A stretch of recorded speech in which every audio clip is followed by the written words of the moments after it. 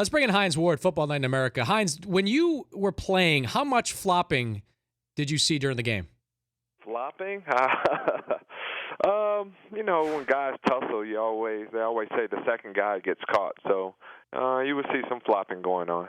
I'm sure you probably heard this right now, but listen to what Brian Urlacher had to say on Fox Sports 1 about flopping from his playing days. We used to have a thing, our coach would go like this, take a dive on the sideline. When we get a long drive or early in the season, you get tired. Those guys, 80 plays a game, you get beat out there. So our coach says, we had a guy who was a designated dive guy. So when coach did that, he'd get hurt. A specific player would do, we'd coach have would tell you that? a designated guy that when coach, I'm not going to name the coach, would do this, he would, the guy would fake an injury.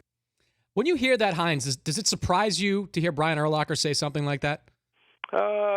A little bit, because you don't want to, rat out the other people, but I'm sure it goes along all across the board throughout the whole league that, you want to try to find that advantage or get that edge, if you want to try to stop the clock. There's somebody that may go down or whatever, but to purposely do it, I don't know, but it didn't exist in Pittsburgh, so I wouldn't know what other teams would do. You were a physical guy. Did you ever bump into someone as a wide receiver, and then all of a sudden he went down, and you suspected that he was doing it to slow you guys down?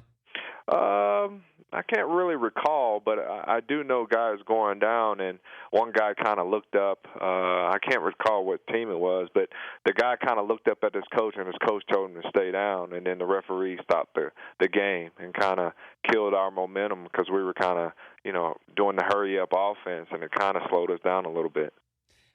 He's Hines Ward, Football Night in America here on the Dan Patrick Show. Rookie under more pressure this year, E.J. Manuel or Gino Smith? Gino Smith.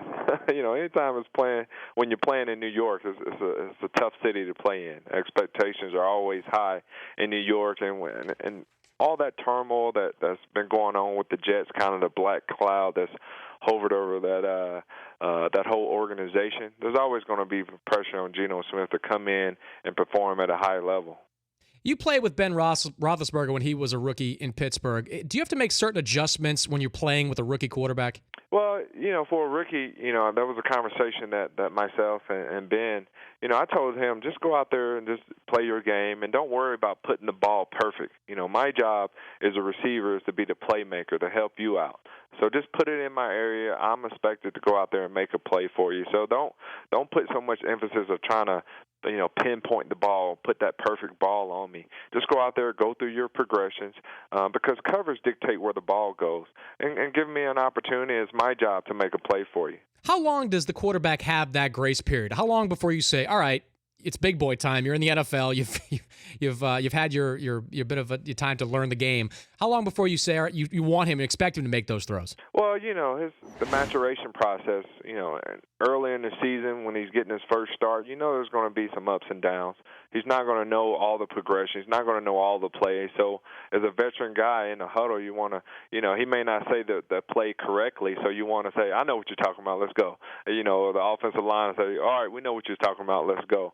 But as the season, goes on, and you're going week to week to week, you want to see his progression start to develop and start to go upwards and not downwards. So, and it's all about confidence. If he goes out there and make a couple of throws, he gets into a rhythm, the confidence will grow. If he goes out there and he's throwing interceptions or fumbling the center quarterback exchange, that's when problems seems to occur. Do you remember when you knew that Ben Roethlisberger was going to be an elite quarterback? Was there a point during his rookie season where you said, all right, we really do have someone legit here?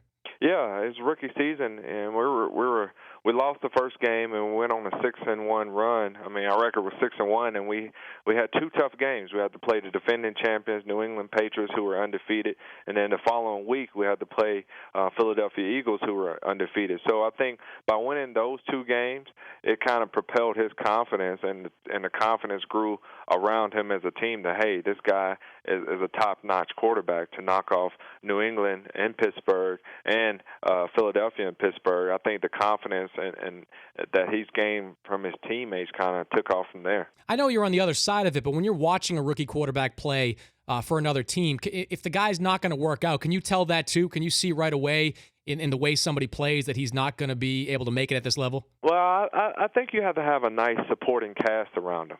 I just can't. I don't think you just put it all on the quarterback and expect him to be the savior of the team. In Ben's case, we had a great supporting cast with him.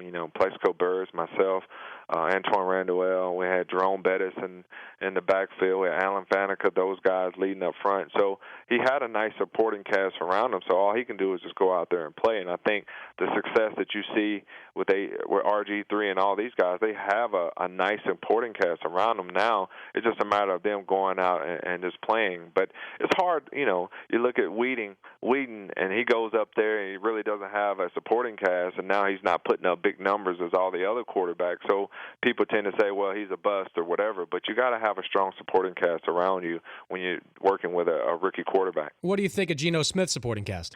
He really doesn't have any.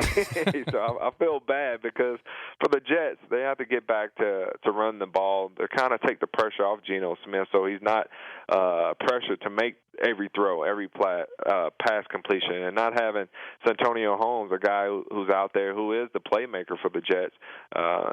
Getting that rapport with him is something that I think is much needed. So, with Geno Smith, all you can do is just pray for him.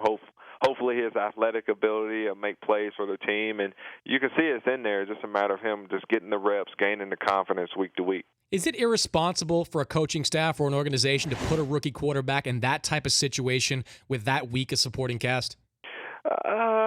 Yes and no. I mean, yes, it is, because you want the kid to grow, you want him to have success, but a lot of rookie quarterbacks don't have success when they come into this league. Like last year was kind of crazy to see all the rookie quarterbacks having the success that they had. But I remember Peyton Manning, when he first got into the league, he struggled in his rookie season. So, you have to go through those growing pains, and that's going to help you develop to become an elite quarterback. But, when you have the talent around you, all you can do is just keep growing and growing. And like I said, in Ben's case, yes, we went all the way to the AFC Championship. We lost the following year. We ended up winning the Super Bowl. So that's what a supporting cast does to a young rookie quarterback. He's Hines Ward, Football Night in America and on NBC. Baltimore lost a lot of big names this offseason, Hines. Which one do you think they'll feel the most? Of course, Ray Lewis.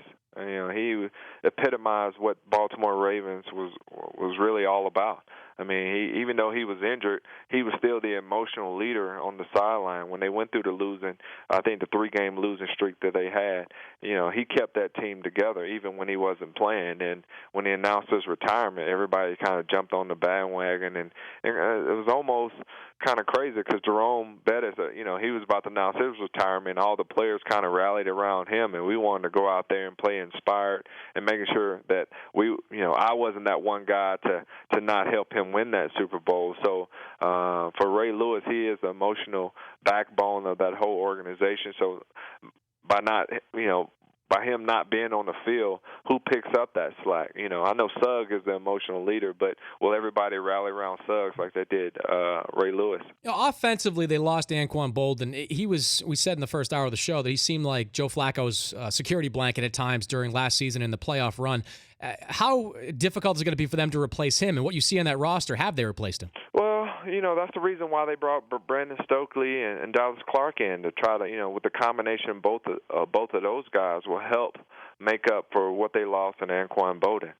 Torrey Smith is always going to be the deep threat guy, but you have to have someone to complement Torrey Smith.